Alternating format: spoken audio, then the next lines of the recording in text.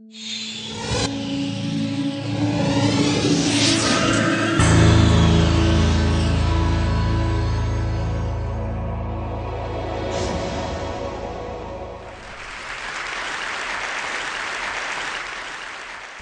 do you explain when things don't go as we assume? Or better, how do you explain when others are able to achieve things that seem to defy all of the assumptions? For example, why is Apple so innovative? Year after year after year after year, they're more innovative than all their competition. And yet, they're just a computer company. They're just like everyone else. They have the same access to the same talent, the same agencies, the same consultants, the same media. Then why is it that they seem to have something different? Why is it that Martin Luther King led the civil rights movement? He wasn't the only man who suffered in a pre-civil rights America, and he certainly wasn't the only great orator of the day. Why him? And why is it that the Wright brothers were able to figure out controlled powered manned flight when there were certainly other teams who were better qualified, better funded, and they didn't achieve powered manned flight, and the Wright brothers beat them to it? There's something else at play here. About 3.5 years ago, I made a discovery, and this discovery profoundly changed my view on how I thought the world worked, and it even profoundly changed the way in which I operate in it. As it turns out, there's a pattern. As it turns out, all the great and inspiring leaders and organizations in the world, whether it's Apple or Martin Luther King or the Wright brothers, they all think, act, and communicate the exact same way, and it's the complete opposite to everyone else. All I did was codify it. And it's probably the world's simplest idea. I call it the golden circle.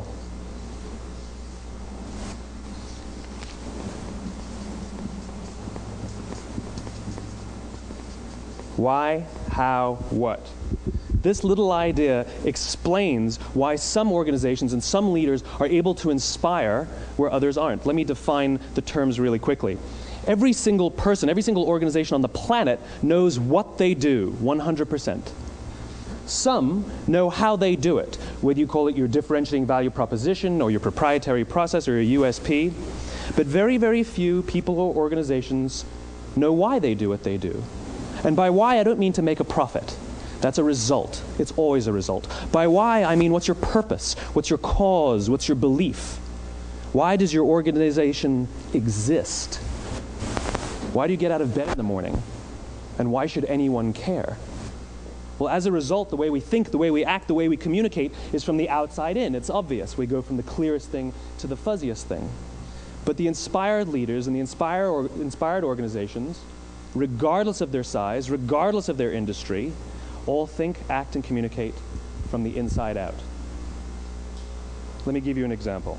I use Apple because they're easy to understand and everybody gets it. If Apple were like everyone else, a marketing message from them might sound like this: we make great computers. They're beautifully designed, simple to use, and user-friendly. Want to buy one? Meh. And that's how most of us communicate. That's how most marketing is done, that's how most sales is done, and that's how most of us communicate interpersonally. We say what we do, we say how we're different or how we better, and we expect some sort of behavior, a purchase, a vote, something like that. Here's our new law firm. We have the best lawyers with the biggest clients. We have, we always perform for our clients, do business with us. Here's our new car. It gets great gas mileage. It has, leather seats. Buy our car. But it's uninspiring. Here's how Apple actually communicates. Everything we do, we believe in challenging the status quo. We believe in thinking differently. The way we challenge the status quo is by making our products beautifully designed, simple to use, and user-friendly. We just happen to make great computers. Want to buy one? Totally different, right? You're ready to buy a computer from me. All I did was reverse the order of the information. What it proves to us is that people don't buy what you do, people buy why you do it. People don't buy what you do, they buy why you do it. This explains why every single person in this room is perfectly comfortable buying a computer from Apple. But we're also perfectly comfortable buying an MP3 player from Apple, or a phone from Apple, or a DVR from Apple. But as I said before, Apple's just a computer company. There's nothing that distinguishes them structurally from any of their competitors. Their competitors are all equally qualified to make all of these products. In fact, they tried. A few years ago, Gateway came out with flat-screen TVs. They're eminently qualified to make flat-screen TVs. They've been making flat-screen monitors for years. Nobody bought one. And Dell came out with MP3 players and PDAs. And they make great quality products, and they can make perfectly well-designed products, and nobody bought one. In fact, talking about it now, we can't even imagine buying an MP3 player from Dell. Why would you buy an MP3 player from a computer company? But we do it every day. People don't buy what you do, they buy why you do it. The goal is not to do business with everybody who needs what you have. The goal is to do business with people who believe what you believe. Here's the best part. None of what I'm telling you is my opinion. It's all grounded in the tenets of biology, not psychology, biology. If you look at a cross-section of the human brain, looking from the top down, what you see is the human brain is actually broken into three major components that correlate perfectly with the golden circle. Our newest brain, our Homo sapien brain, our neocortex, corresponds with the what level. The neocortex is responsible for all of our rational and analytical thought and language. The middle two sections make up our limbic brains, and our limbic brains are responsible for all of our feelings, like trust and loyalty. It's also responsible for all human behavior, all decision-making, and it has no capacity for language. In other words, when we communicate from the outside in, yes, people can understand vast amounts of complicated information like features and benefits and facts and figures. It just doesn't drive behavior. When we communicate from the inside out, we're talking directly to the part of the brain that controls behavior, and then we allow people to rationalize it with the tangible things we say and do. This is where gut decisions come from. You know, sometimes you can give somebody all the facts and your figures, and they say, I know what all the facts and details say, but it just doesn't feel right. Why would we use that verb? It doesn't feel right. Because the part of the brain that controls decision-making doesn't control language. And the best we can muster up is, I don't know, it just doesn't feel right. Or sometimes you say you're leading with your heart or you're leading with your soul. Well, I hate to break it to you, those aren't other body parts controlling your behavior. It's all happening here in your limbic brain, the part of the brain that controls decision-making and not language. But if you don't know why you do what you do, and people respond to why you do what you do, then how will you ever get people to vote for you or buy something from you, or more importantly, be loyal and want to be a part of what it is that you do? Again, the goal is not just to sell people who need what you have. The goal is to sell to people who believe what you believe.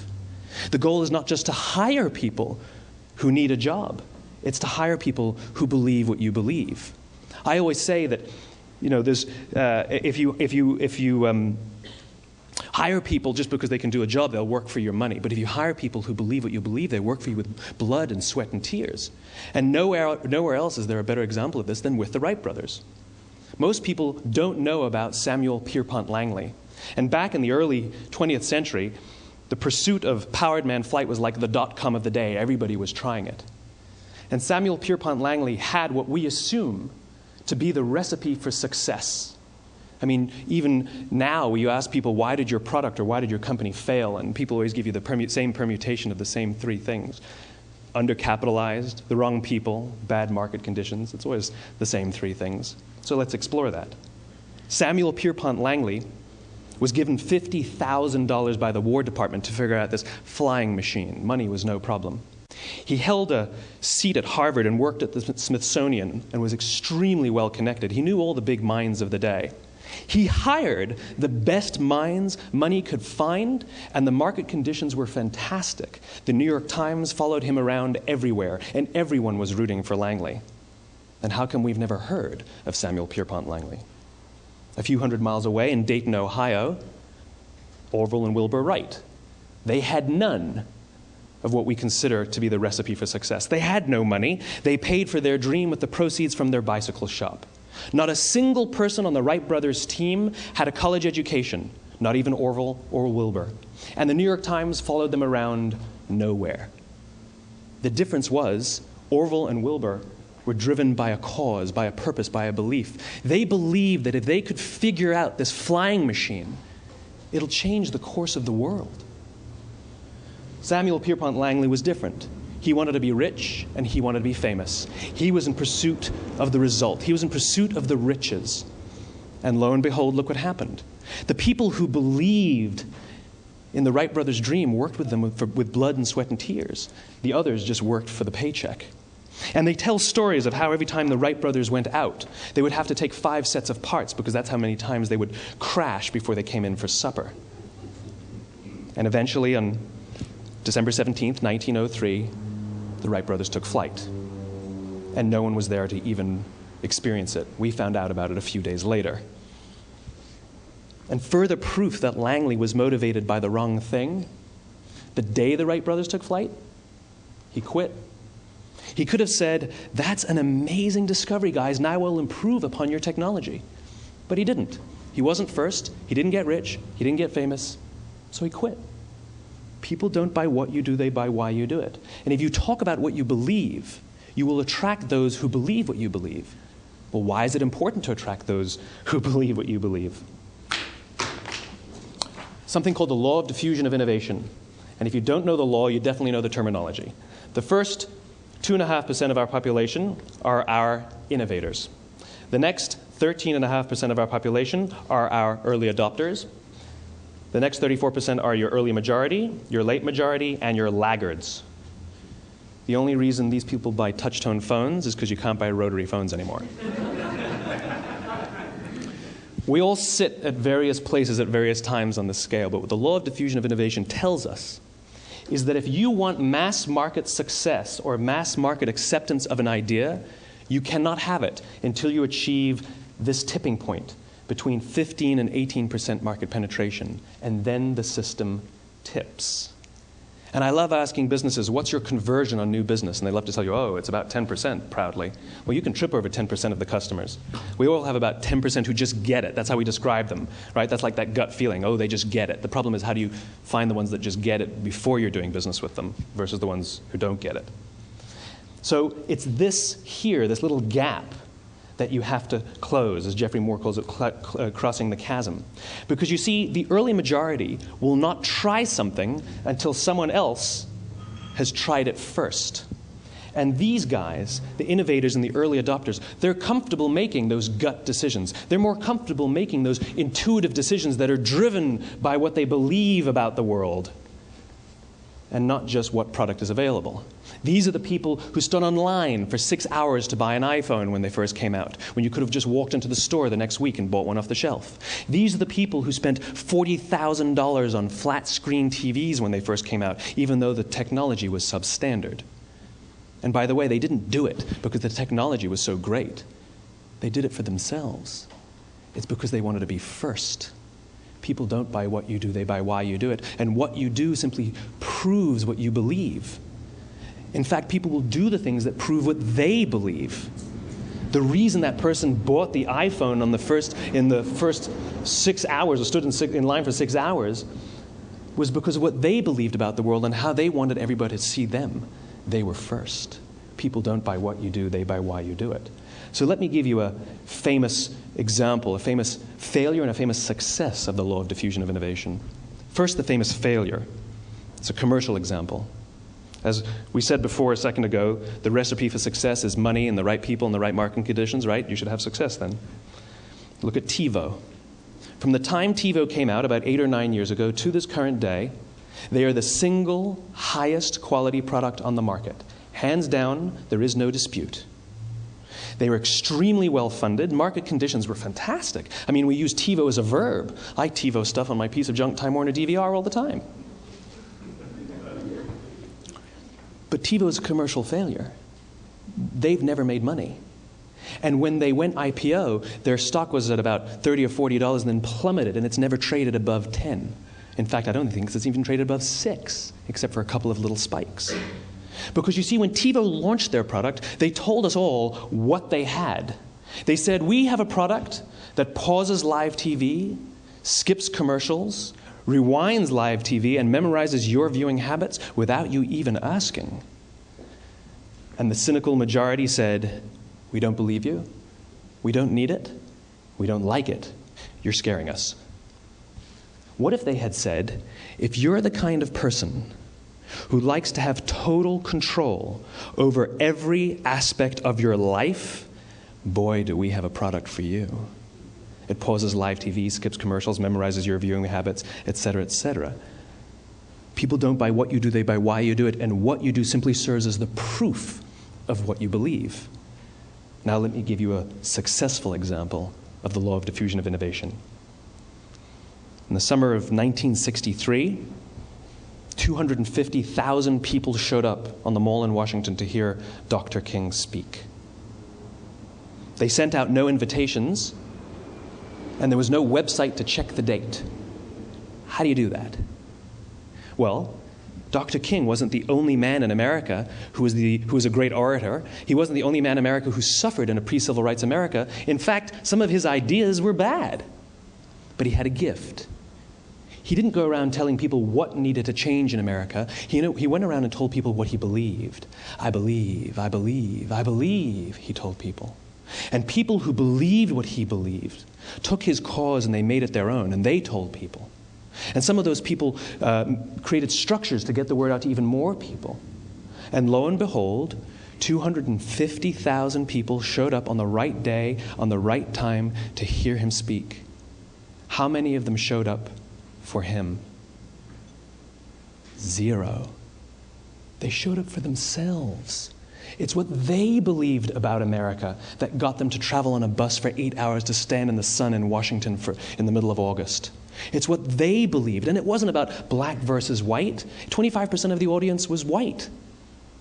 Dr. King believed that there are 2 types of laws in this world, those that are made by a higher authority and those that are made by man. And not until all the laws that are made by man are consistent with the laws that are made by the higher authority will we live in a just world. It just so happens that the civil rights movement was the perfect thing to help him bring his cause to life. We followed him not for him, but for ourselves. And by the way, he gave the I have a dream speech, not the I have a plan speech. Listen to politicians now with their comprehensive 12-point plans. They're not inspiring anybody. Because there are leaders and there are those who lead. Leaders hold a position of power or authority, but those who lead inspire us. Whether they're individuals or organizations, we follow those who lead not because we have to, but because we want to. We follow those who lead not for them, but for ourselves. And it's those who start with why that have the ability to inspire those around them or find others who inspire them. Thank you very much.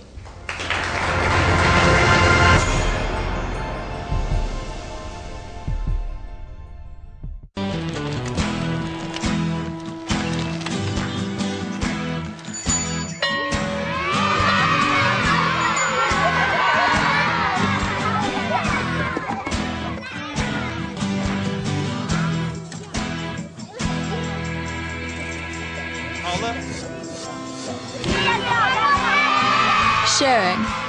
That's video on the Human Network. Siska, welcome to the Human Network.